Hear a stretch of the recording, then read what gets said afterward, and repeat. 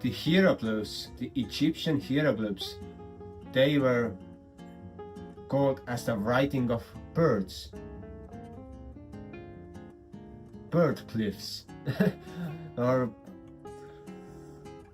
bird words because Egyptians believed that birds had taught them how to write. That was their belief, that was their story, their history. And all the stories of history are real, and it's all about interpretation. Like we have this modern mythology about the Big Bang, but that's just a mythology of scientists. That's nothing else. That's a story, a mythology.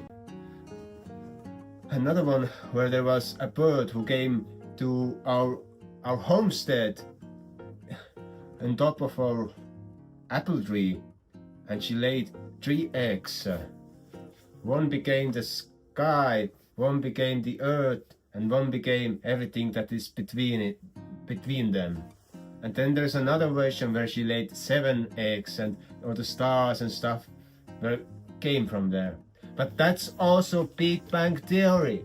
So that's why you see Big Bang is a mythology. It's a story of someone who has constructed a story around it.